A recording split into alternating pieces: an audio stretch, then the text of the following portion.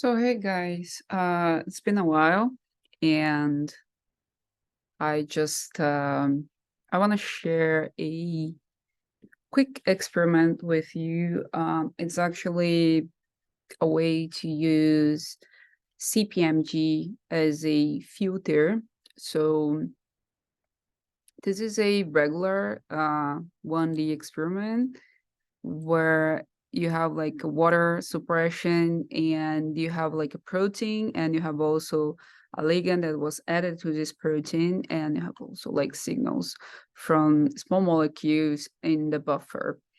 So let's say that you actually want to check on your small molecule, um, and you have peaks that are superimposed with protein peaks, or let's say that you have less concentration of ligand than we have here, and you want to check for, like, for example, on a kinetics experiment, you can check for reactions, all this kind of stuff. So for example, I use this kind of experiment, the CPMG, to not in this case, but in another case, I used because I want to check if the reaction was completed on one substrate before running the 2D experiment, because I want to check for product inhibition, product interaction with my protein.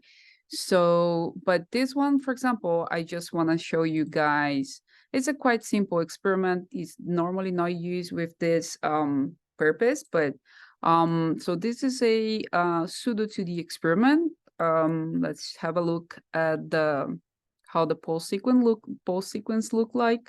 So it's a CPMG experiment with water suppression use excitation sculpting.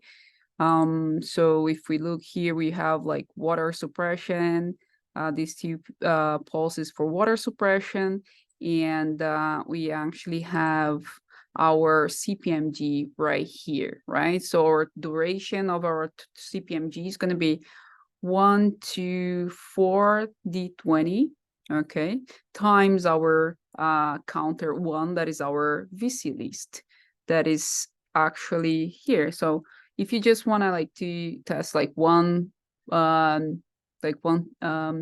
could use one, or could use actually multiple counters if you want. Remember that this pulse sequence can also be used if you want to measure T2 relaxation.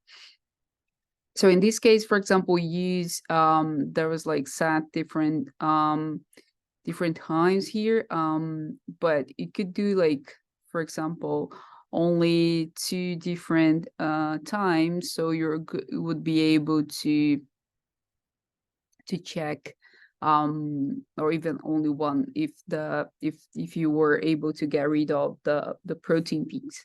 So in our case here, we set so you see there is like the asked to use a D20 that is smaller than 1/J, because you don't want to have the evolution of the hydrogen-hydrogen coupling during the D20, because you can have like some distortion on your peaks. There are pulse sequence that correct for that. It's not, I won't bring it up like this like now, but there is a pulse sequence called Project that was developed, I think, for the group of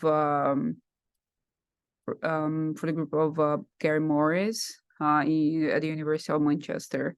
So you can have a look if you want like a pulse sequence that doesn't suffer from this kind of distortion. So here we're using 1 millisecond D20. So it means that we have, if we do like a counter of 1, we have like total 4 milliseconds.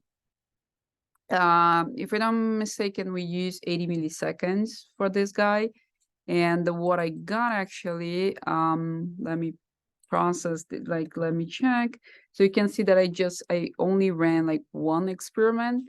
And if so this guy, I can actually process it, and you're gonna see what I mean.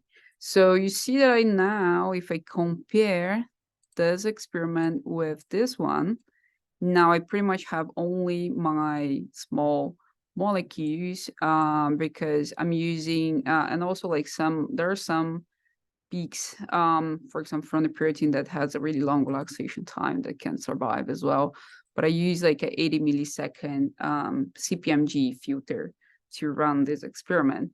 So in order to do that, what I have to do is just like I come here, I have like a VC list. So this is a counter, it's not time, but to convert the VC list into like actual delay list, you have to multiply the VC list, now the counter, times 4 times D20. And if you're a purist, you're also gonna use you're gonna also take into account the pi pulse. So I could come here, edit like this list if you want to like account only for 2, for example. I could have, for example, let's see what do we have here. So you come and you have like 100 times.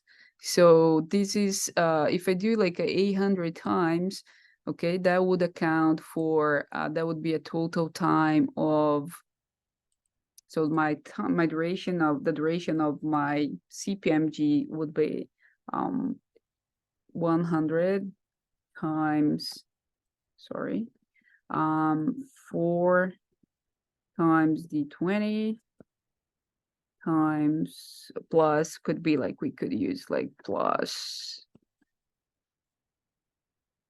T times P2. But it's gonna be like, roughly speaking, it's gonna be this is gonna be dominated by the D20. So that would be like around 400 milliseconds. Okay, if I use 100. So let's do it like, for example, if I want to make it like 80, I would decrease this to like 20, then I would be close like 20 times 4, right? 8 milliseconds. Then I just come here on my, sometimes when you load this pulse sequence, it complains if the VCD is not present. So you just have to come and load one, and then you add it as you like you desire to. Then you just save it. There is like an option also to do like temperature compensation. I like to do that as well. So if we actually run that option, okay, I think it's just the temp comp. And then if we do that, then we can check here that I have, now I have, did that actually, oh, that didn't work. I did something wrong. Let me just, the temp comp, you see like there is a temp comp.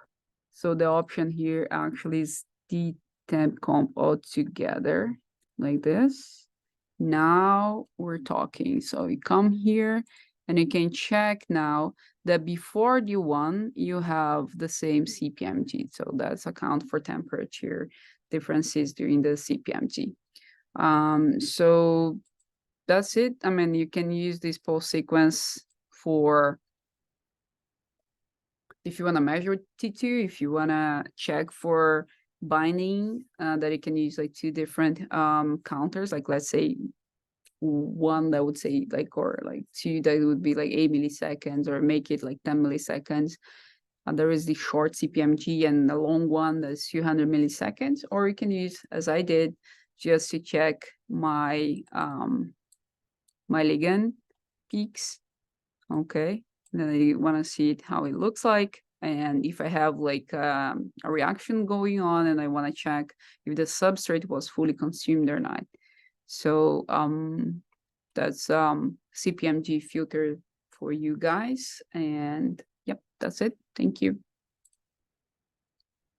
And I'll stop recording.